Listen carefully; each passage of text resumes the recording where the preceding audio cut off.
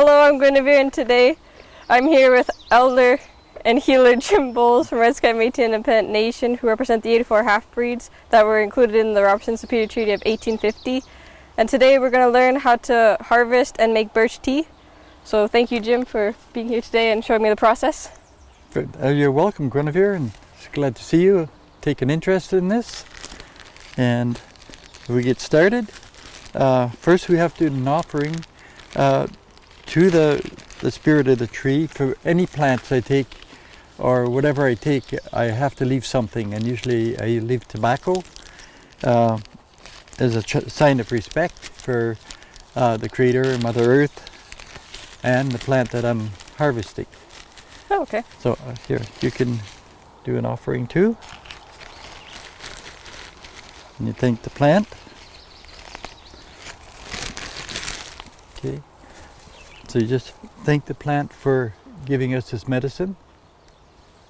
And then put the tobacco down there.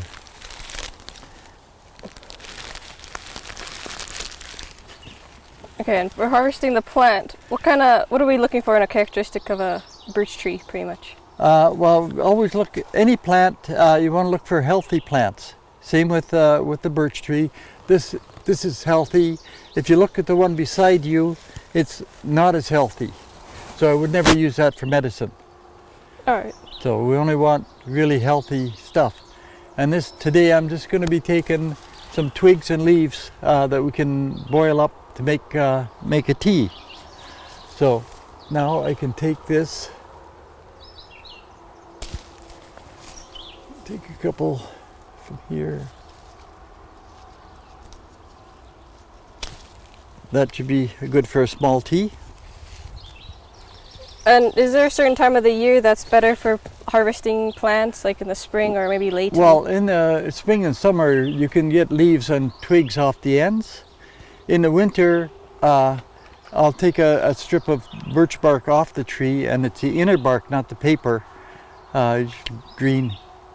And but if you know someone that's cutting birch for fuel for the winter, you can always go and peel some birch bark off there, and you can take it home and use what you need. Cut it out, take the paper off, and then just that inner bark.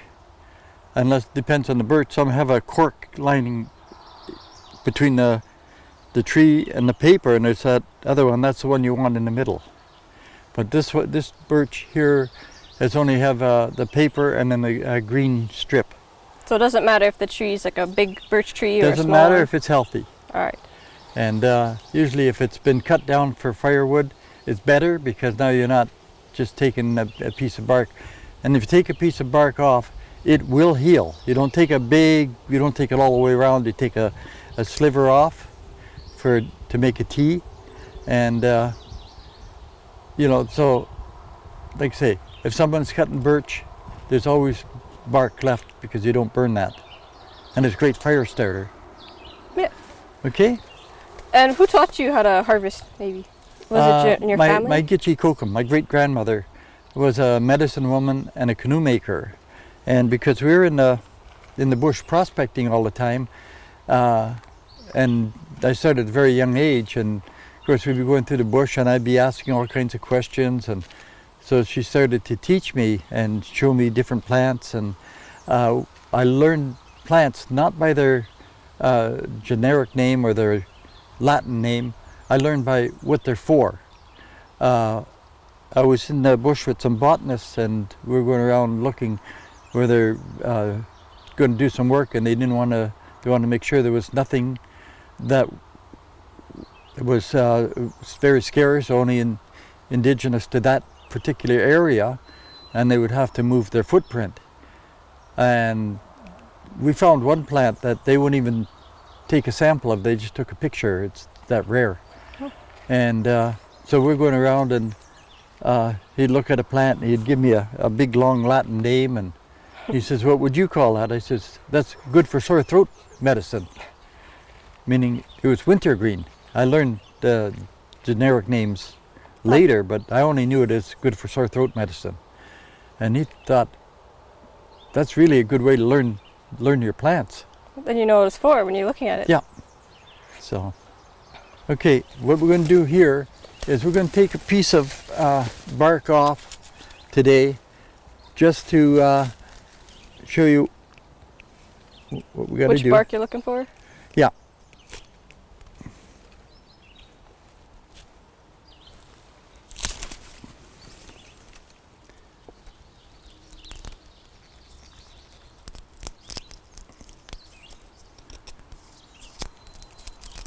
Take the paper off. And then we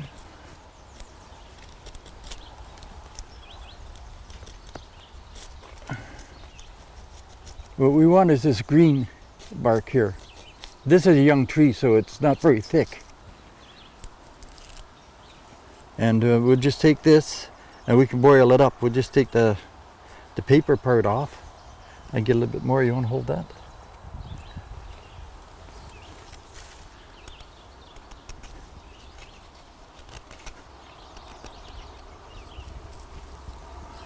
There we go. That should be enough to make a small tea.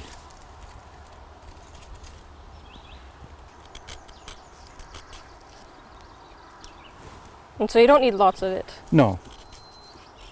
Depends how strong you want your tea. Oh, I like a strong tea. So you'd put more in for it to be strong? Yeah. Is there a certain area pretty much where you'd want to harvest these trees? Or Well, you want, like where I harvest my medicine now, there's a roughly 2,000 acres that's never been sprayed. If you look around and you look at the terrain and type of foliage that's around, you can tell what might be there. So if you know what to look for when you're going, you should pretty well be able to identify what plants might be there. Not always. Hello, so we're here at the fire pit area. We're starting to make birch tea. So Jim, what do we have in the kettle so far that we have on the fire? Just water, bring it to a boil, and we'll put the leaves in. And then we'll let it boil for 10 to 15 minutes and then let it steep a little bit, and then we'd be ready to drink. ready to drink. And just so people know, we have washed the leaves. I went and washed them and I put water in the kettle. Okay, we'll check this water out. Okay, Guinevere. So here's the leaves and the... Yeah, we gotta just make it a little bit smaller so they fit in there.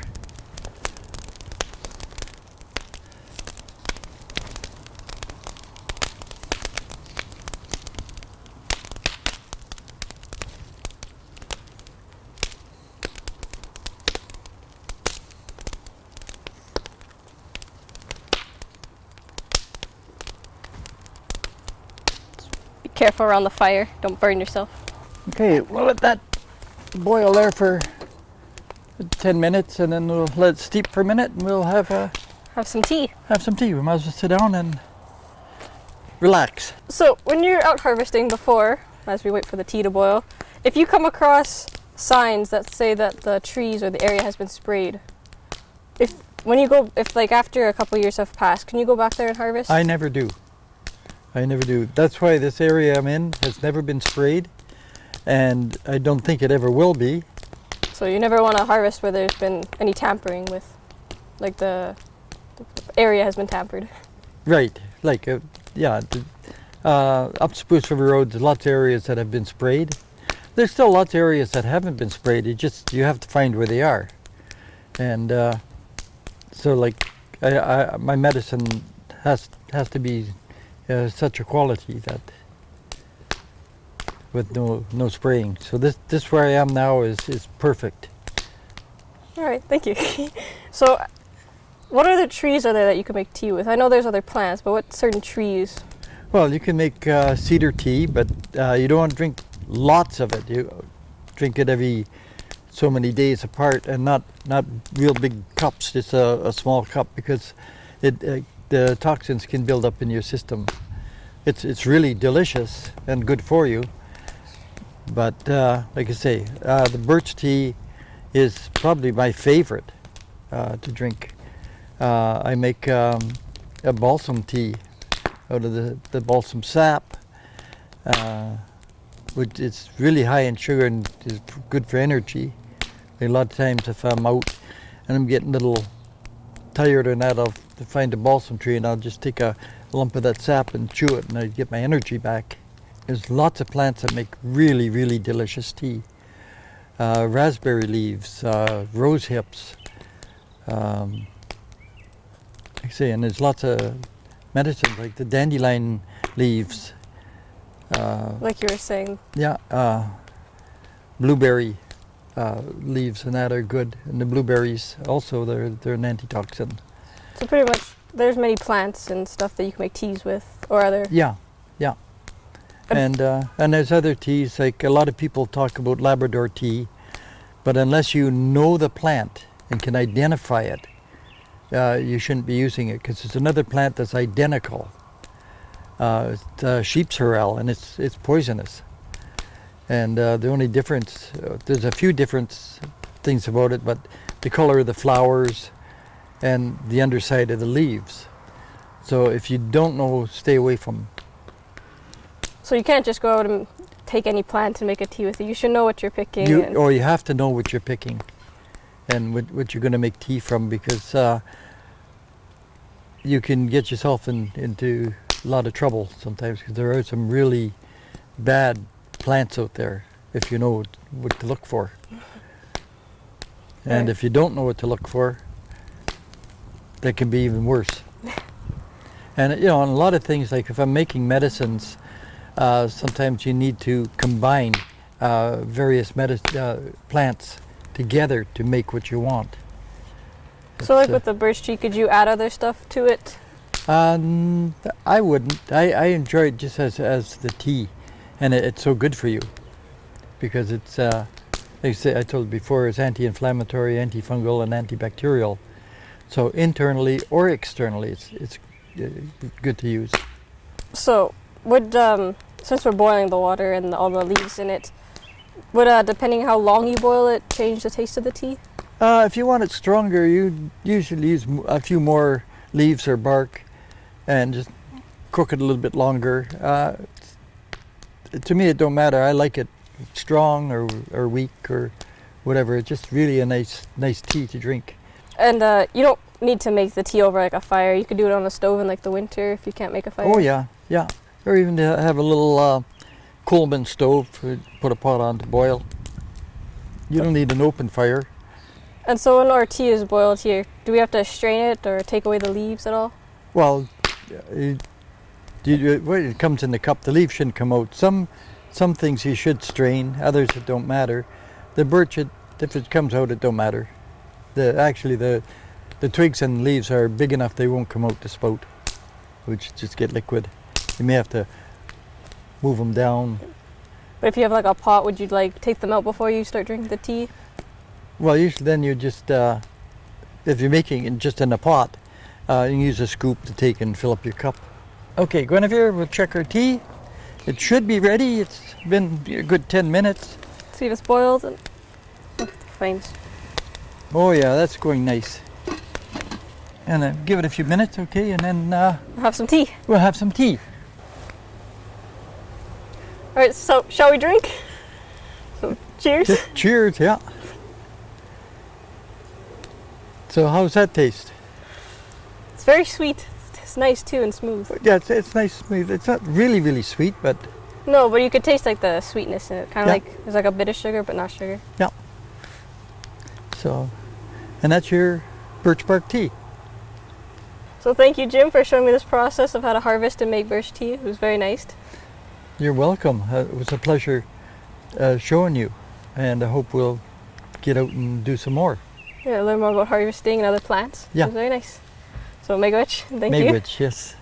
So I hope everyone enjoyed this video of how to make birch tea and how to harvest it. And I hope soon we'll be able to learn about some plants or more things with Red Sky Independent Nations elders. So thank you again, and we'll hope to see you next time.